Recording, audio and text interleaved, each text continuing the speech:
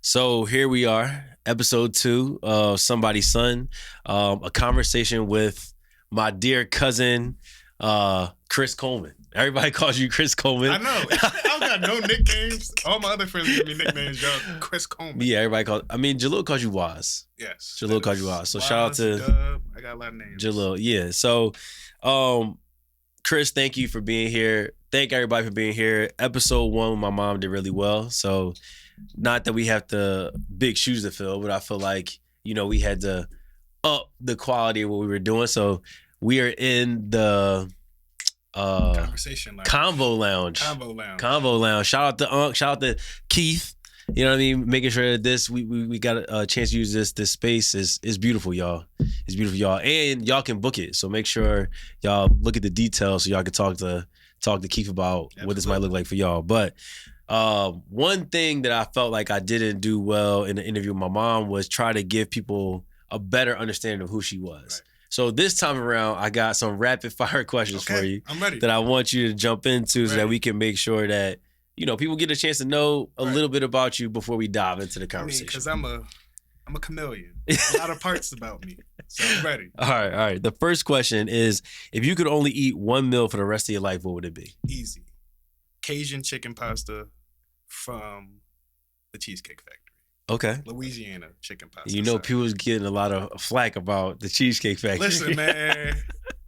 I don't know why. It's a great restaurant. It's a great restaurant. I like the Cheesecake Factory. I do. I mean, all right. Which superhero would you choose to be for a day? My favorite superhero is Gambit from X-Men, so I would choose to be Gambit. I actually knew that. Yeah, that's crazy. Half magician, half Cajun. Yeah. You see the theme here, man. What's the most unusual item you carry with you every day? Ooh. I actually don't have one. My AirPods? That's not unusual. That's not but unusual. I don't have any. One day we gotta tell people about how your AirPods got stolen in the Uber driver. All right. If you were a hashtag, what would you be? Hashtag good vibes. Good vibes. Yeah. Okay. All right. You see where we going, people. Yeah. What's the funniest thing that happened to you recently? Ooh, Quickly. Funniest thing that happened to me recently. I can't think of anything. All right. We're gonna keep going. If you could instantly become an expert in something, what would it be? Talking to dolphins. I just think it's so cool, because they can talk. No, right. And they be saying stuff, yeah. So I would like to see how the echolocation works. I guess I'll be Aquaman. Okay. Yeah. We done left Gambit, now you Aquaman. Yeah, I'm both. All right. What's your most unusual talent? Ooh, that's a tough one. I can make myself burp. I don't know if that's a talent, but can you do it now? Under pressure, no. But I can. I know I can. I've done it before. All right. If you could swap lives with any historical figure for a day, who would it be? The first one that came to mind is Martin Luther King, but that's just because it's MLK Day, but I don't want that life. Okay. So I would go Lance Armstrong. Wow. Yeah. You went from Dr. King to Lance. Live strong. He's done a lot of things. I don't think you can discredit outside that. of cheating. Allegedly. Okay. Yeah. They was all doing it. All right, that's true. I mean, it doesn't make it right, but all right. What song best describes your work ethic? Any Owl City song. It's very upbeat. Yeah, that's my favorite artist. City. That is my favorite artist. I should have had that. I did song. not know Owl City was your favorite artist. Yeah. That's crazy. Yeah. What is the silliest fear you have? The silliest fear? Probably that I'll die slipping on ice. I told y'all this is gonna be funny. I promise y'all. These are just the first things that are coming to my mind. This is about to be funny. If animals could talk, which would be the rudest? Dogs. Dogs probably would be the rudest. Maybe cats, but I feel like dogs I feel like cats would just be snarky. Yeah. Dogs I feel like would be the rudest. What's the most useless talent you have? Maybe the burp. I was about to say, making myself burp. Because clearly I can't do it on demand. Okay. If you were a kitchen appliance, what would you be and why? A kitchen appliance. Maybe a blender? No. I'll be a fork. Because you need that for everything in life. Is that an appliance or a utensil? Okay, appliance, I would be a Ninja blender because I can do 80 million things. That's facts. What's the best piece of advice you've ever received but ignored? That I've ever received, but don't go there. We won't go there. We'll leave it right there. You can leave it. We'll leave it right there. Yeah. This is a good one. If you could only keep 3 apps on your phone, which would you choose? Okay.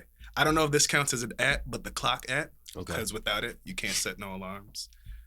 The calculator app, because I don't know how to do multiplication. And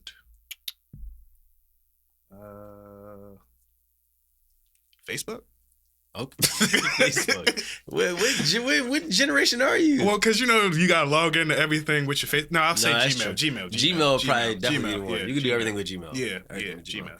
All right. Wow, you also feel a lot. I mean, he is taller than me, but he feels way taller than me right now. I don't know. No, we like similar height. All right, so we're going to jump right into this. Right. We need some sponsorship, so we got Pure Fuel here. Shout out to Holta for giving me this from her fitness class this morning. Shout out to, I forgot the other guys' names. It's okay. It'll come back to me. Nonetheless, so Somebody's Son platform to talk about mental health, fatherhood, parents and relationships, the lack thereof. Right. And so I think it's really important to have you on because you've had a bevy of experiences. You've experienced a lot of different things. We've worked together in the past, which I'm sure we'll get to. But I really thought it was important to have your perspective here. Right. You're someone that I value in terms of your opinion. In terms of just the way that you show up and you carry yourself, I think you're well versed in a number of different things. So I appreciate you giving us some of your time. No, I think those kind words. It's beautiful. No doubt, man. So we're gonna jump right into the questions. All right. Can you describe or define a moment in your life and its impact on your personal growth? Actually, let's backtrack. I'm tripping. We talked a little bit the other day about how we grew up in the church and the impact that that's had on us, not necessarily in a negative way, but just the ways that we perceived some stuff to be. And I was wondering if how we grew up in the church or how you grew up in the church had any impact on kind of like how you viewed the world, saw the world at that time, and then what that's meant for you down the line. So before I answer that, remember that burp that I was going to do? Yeah. There it is, y'all. Wow. That is real comedy. We call that a callback. Okay. Anywho, so in terms of the impact that religion has played on my life, I think I had an interesting relationship with religion. Kept me out of trouble, but it also didn't allow me to do things like I've never been to a party in high school, middle school. I didn't go to my first party until I was 21 in college. But I know that the opportunities and the things I was exposed to because of church is something that helped to shape me in a good way. The downside, I think, of being a pastor's kid and growing up in church is Tuesday was Bible study. Thursday was choir rehearsal because we did the audio. Friday was teen night. Saturday, you set up for church. Sunday, you went to church and then broke down. So that was my life, not by choice. And I don't feel that my parents thrust us to do all the church stuff that I've heard other people doing. You can't do this or you can't do that. But I feel the perception of being a pastor's child, you had to walk in a certain way. You couldn't be your full self because the congregation looked at your parents in such a way, and you had to, uphold that image. And then additionally, I got to see the bad part of church is people stealing, your elders, your deacons, infidelity, all the things that we're saying are bad or are wrong or are sins, they're doing. And so as a child, you don't really understand, we're humans. Right. You don't get to see that until you grow up. So I think as I was getting older, I had a very jaded view of church because I got to see the ins and outs. And, it's impacted me now. I don't really go to church much, but forever. We talked about that a little bit. And I was I think we've leaned into more spirituality. Right.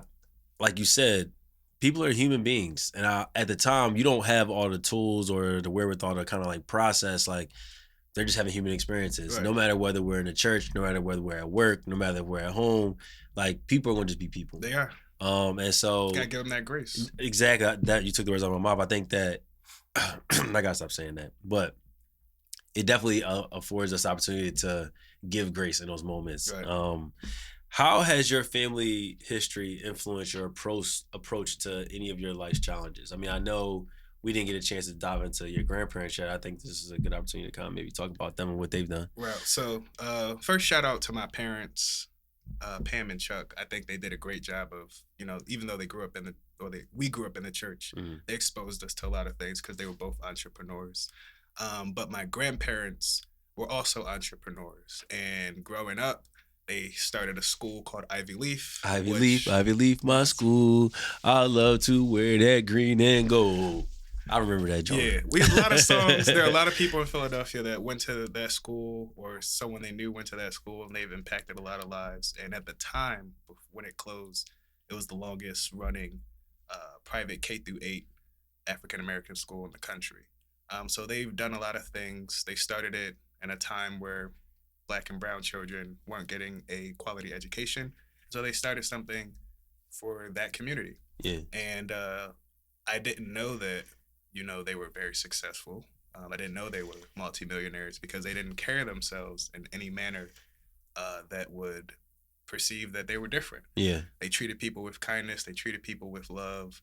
But they exposed us to a lot of things, going on trips, just learning about our history, getting us in front of people that the average person wouldn't be able to meet. And so as I got older, I was like, oh, everyone doesn't live this way. Right. I'm from a 2-parent household. I have grandparents that are really involved in our lives. They've made investments in companies I've started. They've made investments into my college. And so I'm very appreciative of both my parents and my grandparents because that's kind of helped shape me and what I decided to pursue in entrepreneurship. Nah, that's dope. I mean, also shout out to my grandparents, Debbie and Gil. They also very similarly, like they exposed me to a lot. Right. The trips, the being in certain situations. I remember you was telling me a story about taking a trip to the bank with your grandpa.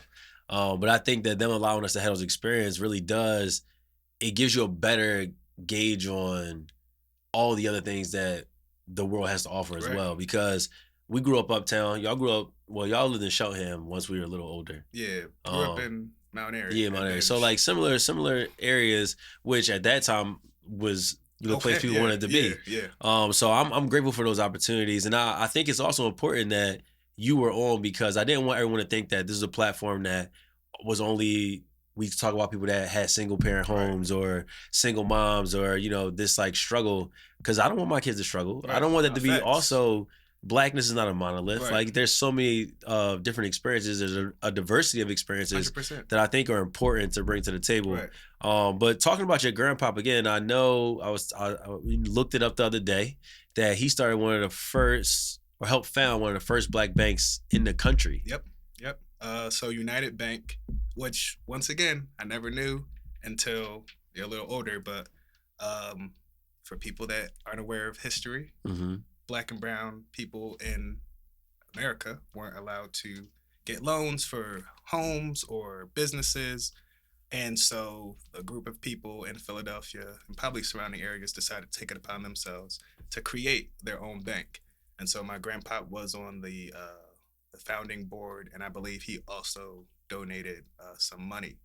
And then additionally, my grandmother is a Delta. Shout out to the Deltas. My mom's a Delta. My aunt's a Delta. Right, yeah, they deep. Deltas deep, run deep. They deep. But she started a fund in Philadelphia for the Deltas and donated a significant amount of money. And it's one of those like evergreen funds that young Deltas that want to go to college or that are looking to accomplish something are able to get, scholarship funds or money from that fund. And it really helped to create like a legacy fund for the Deltas in this area. And additionally, I feel like I'm bigging them up, but they do so much. No, they both have their own scholarship fund at Morgan State, which helps. I said I should have worn a Morgan hat. You should have. We said this yesterday. Dang. But they both have a scholarship fund there that helps students, I think, studying African American history. Okay. That's dope. I mean, that's a lot of legacy. It is. It's a lot of legacy. I mean, do you feel any pressure to like live up to that, or do you feel like you want to take it beyond what they've done? I mean, that's a lot. I mean, I think Shoot, that's a crazy lineage to come from. Shout out to the Greens. Shout out to the Greens. Shout out to my mom and dad. They also, have legacies. Like my dad got his first house for $1. Oh, when wow. he was doing that at 22. Wow. I think. So we won't ever find those deals again. Yeah. My mom got her first house maybe at like 23, 24, 25. That's crazy. So like to be able to see them do that, renting these homes out, my grandparents also own real estate. So when I was in my early 20s, like I didn't think of it being, such a burden on the shoulders, like something that I have to uphold. But now that I'm in my 30s, that's crazy to say. Can I top that? Am I supposed to top that? Right. Like, I think they were training us and molding us to do whatever we wanted. But like, if you have these advantages over a lot of people, which I'm very grateful for, you're supposed to take it further. And so those are I think that played into some of the mental things that I've been dealing with like the last 3 years, from great ideas that have failed, not necessarily due to my negligence. Negligence? That. But just because of law changes or rules changes. And I think that has played into like where I've been mentally. Okay. So. And where have you been mentally? I mean. Well, these last 3 years, I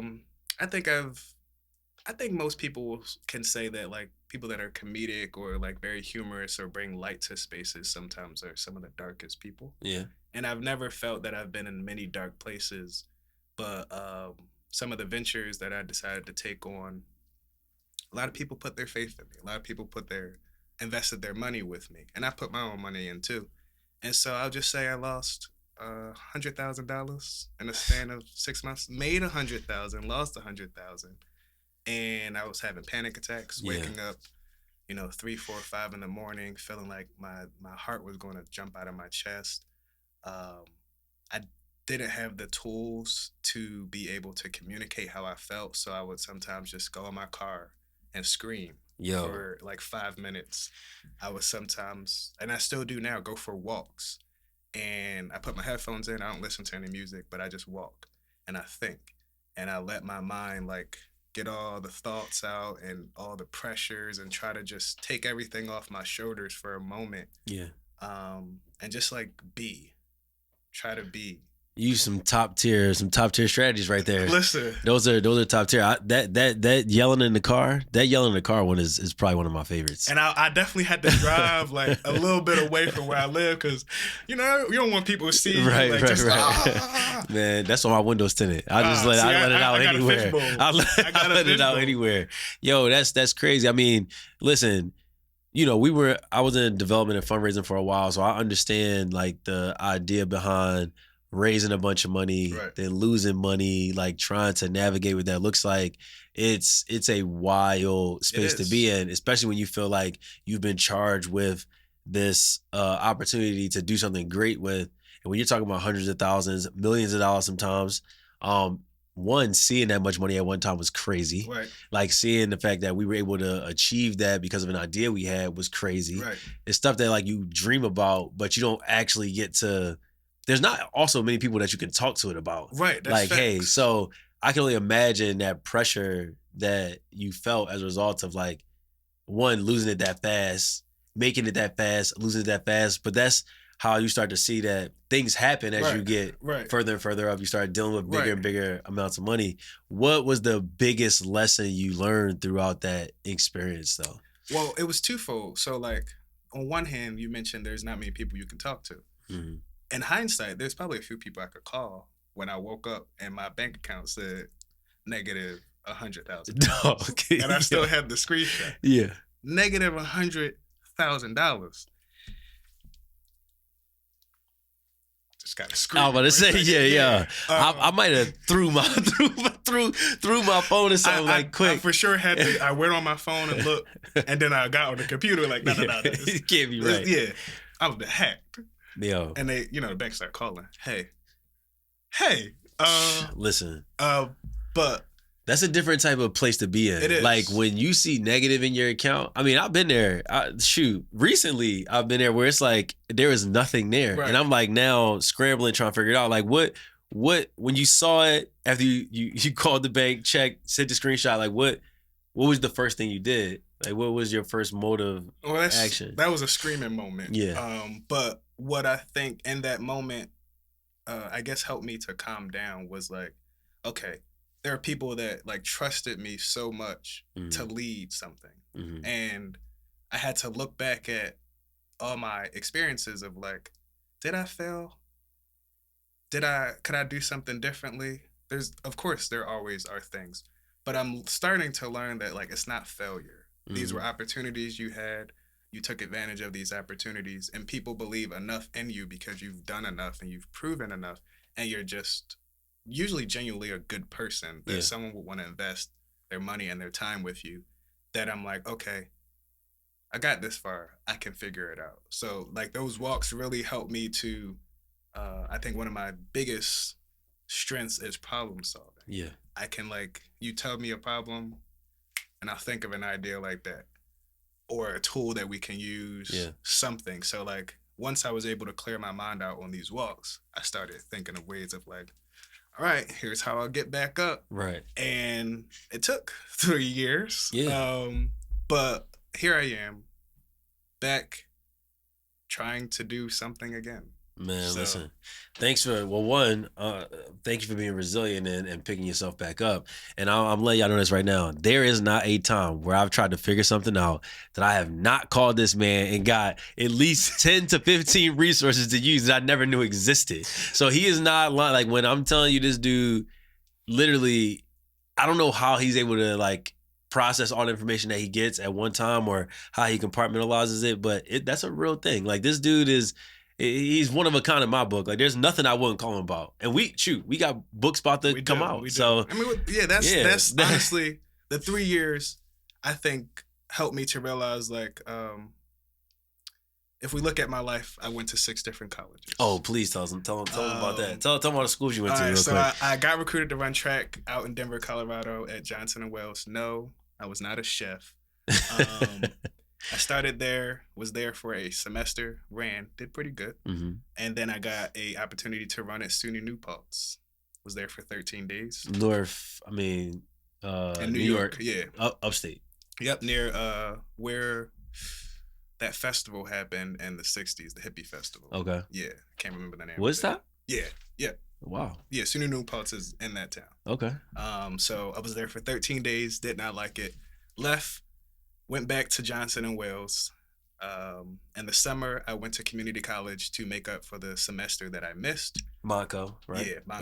Okay. Then I transferred to the University of Colorado, Denver campus, and I was there for a year.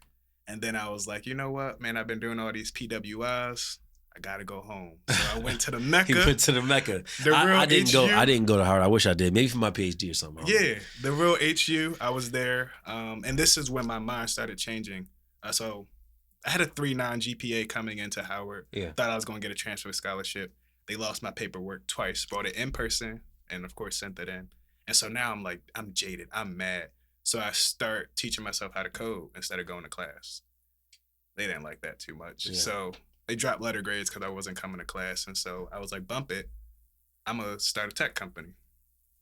So started writing about tech stuff, had a blog, was getting invited to go to like tech events to write. And so from that, I was able to move to San Diego to start this tech company. But I wanted that free money for sure. So I enrolled in another college in San Diego. And so from there, entrepreneurship was like my thing. Yeah. Raise funds to start a company, move to San Francisco. And the reason we were able to raise funds is because I was documenting the journey in a blog and on YouTube. Okay. And from there, I started filming on a computer. Yeah. And so I saw videos on Facebook from BuzzFeed, and I was like, I can do that. Recorded the video, sent it, got an interview. Didn't know I wasn't supposed to fly to LA because I didn't live in LA. But right. I said I'll be there tomorrow. Showed up, got hired, didn't have nowhere to stay. So I was go to work, and I was sleeping Starbucks. That's when it was 24/7. So I was sleeping in Starbucks, and I would go to Planet Fitness and like shower, and then go to work until I got paid later that month. And then I lived in the wood, Inglewood, and crazy, like 9-10 bedroom home. But that's another story. Yo. But I say all that to say I look back at these opportunities, BuzzFeed, Blavity, started my own company, and ask myself, did I fail? Right. Did I move on too fast? Because all of the people that I work with blew up my peers. Yeah. And I realized over the last 3 years, like, no, you didn't fail because you had a mission.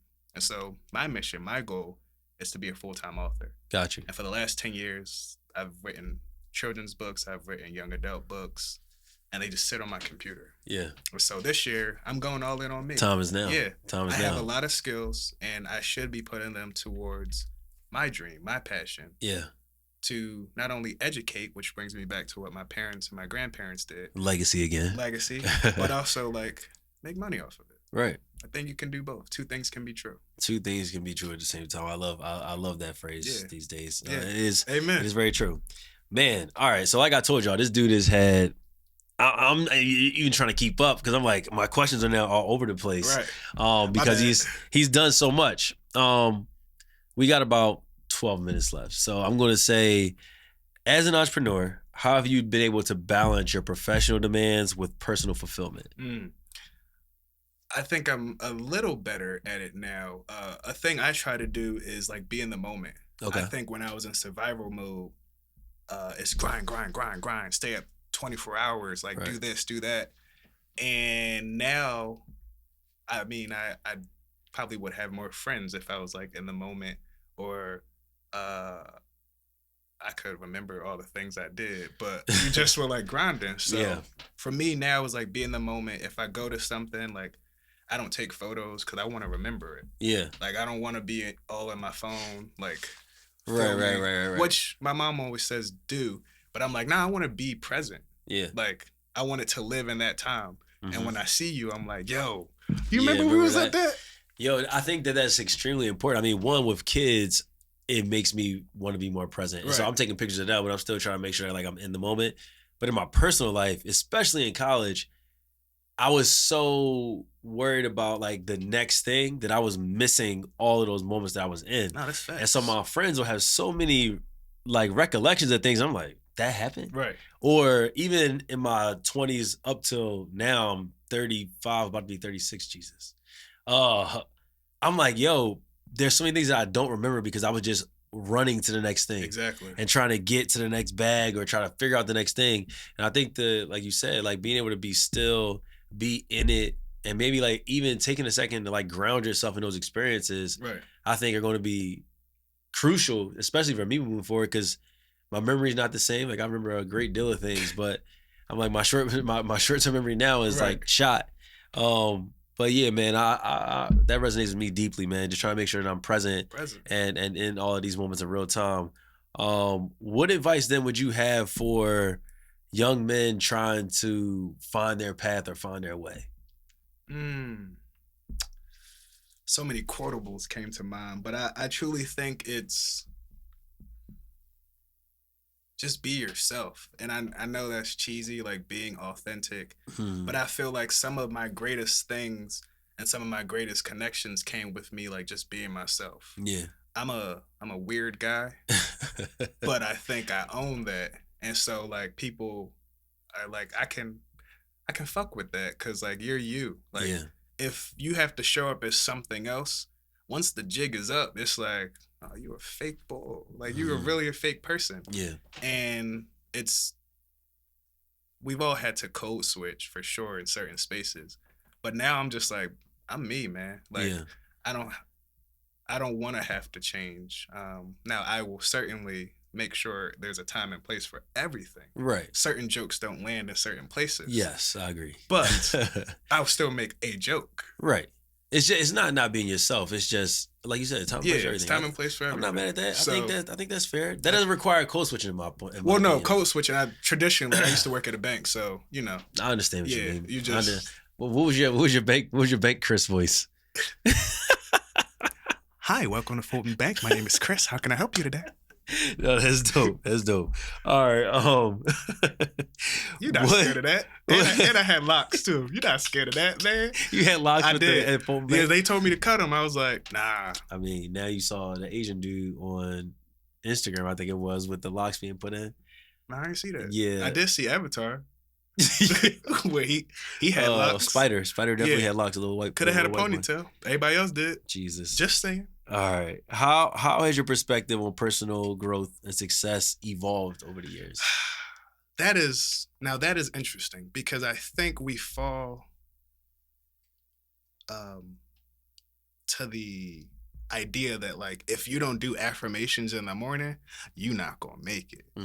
That was like how I think most people teach on like the internet, or like, you know, you gotta listen to E.T. or like Tony Robbins. You want to see it as bad as you want to breathe. Or Jim Rome. Like if the water not up to the throat area, right, you're not gonna make it.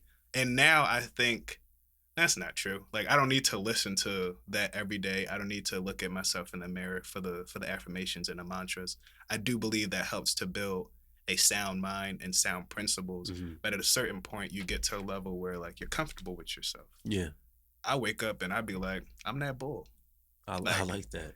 I am that naysayer, you know? Let a naysayer know, that's me. So I feel like if you find things that work for you, whether it's like you need to listen to like reflective music, for me, Owl City. Like, yeah, I just like to be upbeat. So I put some Owl City on when I work.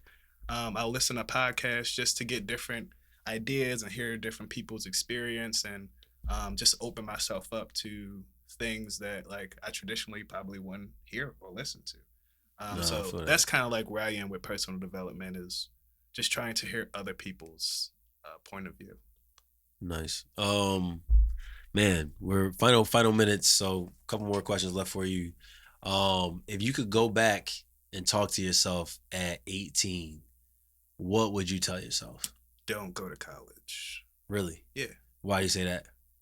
I'm not saying that. I don't know if I'm gonna force my kids to go to college. No, that's facts. I don't know. I wanted to be my major was journalism, and so once I started doing my blog, at the time, you know, those were still up and coming. So like my professors was like, no, like that's not gonna be a thing. And I'm like, bro, are you not on the internet? Like, are you not seeing what's happening? Right. Journalism will, in its current state, will die.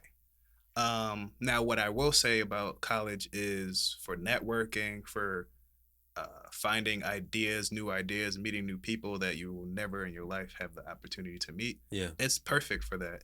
But I think for the value that you get out of college, I could have did a trade. I could have like did a more defined version of what I was learning or wanted to do, because I already knew. Yeah. And I probably would have came out a little better. No, I feel that. I think too that I feel as if our parents at that time were just doing also what they knew was the way to get us into a different situation. Right. Facts. And so they were using an antiquated model to try to help us get to a new place. No, and I think for us, now that we've kind of seen how every space has been democratized, like there's no space where there's just only gatekeepers. Right. You can always find a way to kind of like knock a door down with social media, with our phones. I mean, even being able to do this, there's some people that are doing podcasts like that now, which I didn't want to do, by the way. But yeah, I think that, you know, they were doing the best they could at that time. So, and also, these things didn't exist. Like, they didn't exist, YouTube, right? No one could have saw this. Yeah, YouTube in its current state, it was just for funny videos. Yeah. So like, yeah. I think I might be a YouTuber next. I don't know. You might. I mean, you technically are. You're a content creator. Which means I'm thinking about doing like my daughter wants to do like the royalty family thing. I was like, we might do it, Henny. We might do it. You'll end up doing charity boxing matches. Maybe. I can see you. All right. Last question. What message or what inspiring word do you want to leave with the listeners today, that may be going through a tough time, that may be trying to find their way? What do you have to say to somebody's son or somebody's daughter out there? This my camera? That's your camera. That's my camera? Yeah. Okay. I want to say, talk to someone, whether that's a friend, whether that is a therapist. I think when I was going through my time, it wasn't until like kind of like the end when I was coming out of it that I was actually having conversations with my friends, my homies. And it's not that you necessarily need an answer from them. Sometimes it's just great to have someone listen. Yeah. And whether you're in a relationship or not in a relationship, like, talk to someone. And maybe that is a stranger. Maybe that is writing it down. Maybe that's leaving yourself voice notes. Talk to someone, because the more that you hold it in, the more that you bottle it up, the more that you think I'm the only one in the world in this situation, the more you'll feel alone. And when you feel alone, that's when those dark thoughts start creeping in. And if no one knows that you're going through something, they can't even reach out to be like, yo, I'm here for you. No, So talk to someone, tell someone you love them, tell someone you care about them, because you never know what someone else is going through. There you have it. Episode 2, Somebody Selling the Books. Love you, cuz. Love you, cuz. Appreciate you. And like you said, talk to somebody. Talk to me. I need another guest. I need more guests. So, peace.